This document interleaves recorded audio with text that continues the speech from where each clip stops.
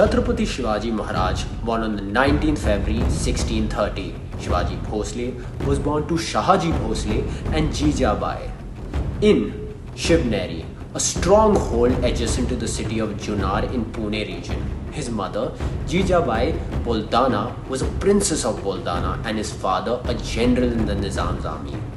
Due to the demand of work, his father, Shahaji's most time was spent outside Pune.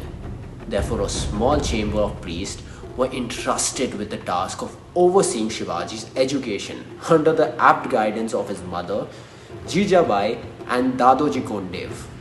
Right from a young age, he was nurtured with the stories of Mahabharata and Ramayana.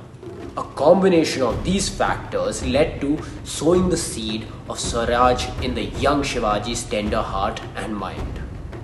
Interestingly, he was the only king in the history besides Chandragupta Maurya who wasn't born as a king. He did not acquire the kingdom and nor was he born as a prince.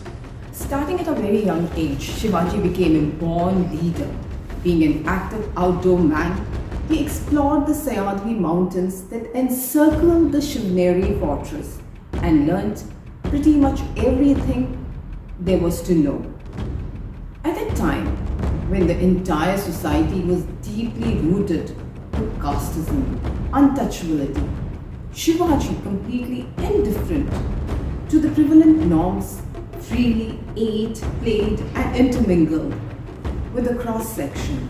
During the process, he established scores of faithful companions and friends, which were later blossomed into deep lifelong bonds.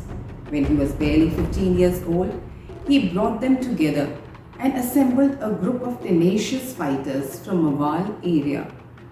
All his early victories were supported by this band of warriors.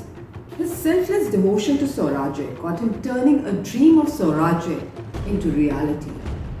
Though his kingdom was surrounded by enemies, he extended Swaraj in South India. What made Shivaji stand apart from other leaders? 1. He never lost a war against the Mughals. 2. He never discriminated between Hindus and Muslims of India. 3. He was one of the people who started and gave tremendous importance to education in India. 4. He was the first to dream of Purna Swaraj, self-rule, and unite Indians against the Mughals. 5. His war tactics, the guerrilla tactics, are taught even today in more than 15 countries worldwide. Number 6. He taxed people based on their earnings and did not apply the flat tax system. Number 7. He made independent studies of all caste and subcaste and strived to unite them. Number 8. This Hindu Swarajya formed by Shivaji was from scratch, where the Maratha soldiers started with just a few soldiers in hand and blossomed into a full-fledged state. Number 9. A shrewd tactician, including both the Mughals and the Adil Shah, but ultimately inflicting blows on both of these powers and then successfully fighting the Mughals against the Adil Shah. And also, he gave the Mughal establishment a massive nightmare too.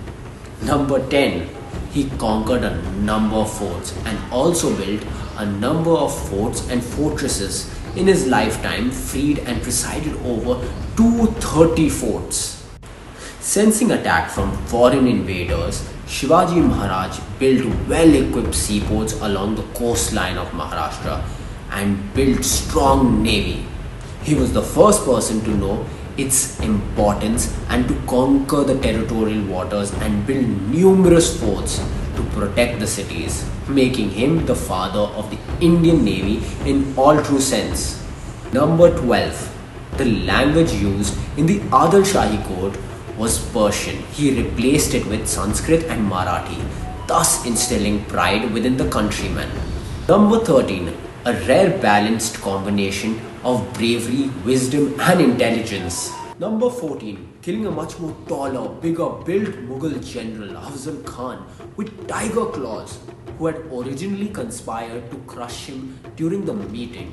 It was foreseen on the part of Shivaji, who had envisioned a possibility of a treachery by Afzal Khan, and also the sheer genius in his great escape from the dungeons of the Mughal Emperor Aurangzeb in Agra by hiring himself a cart laden with fruits. When the province of Kalyan was captured by the Maratha army, the daughter-in-law of the Subedar was brought to the Maharaja's court. Like the typical Mughal tradition went, the women of the captured family would be treated as a part of war booty, captured and brought home as slaves, converted and used for the satiation of their pleasure. When Shivaji Maharaj saw the Muslim lady standing before him, he said, "You are indeed a beautiful lady. I wish my mother was as beautiful as you. In that case, I would have been as good looking too."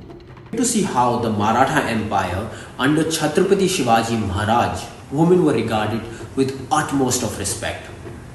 Unfortunately, no other historical figure has been so disfigured by his own followers and admirers as Chhatrapati Shivaji Maharaj has been thoroughly regionalized by politicians and has been confined as a Marathi icon rather than a pan-India icon that he truly was. Shivaji did not strive for a Marathi Raj, but thoroughly fought for Hindvi Swaraj or the self-rule by Hindustanis.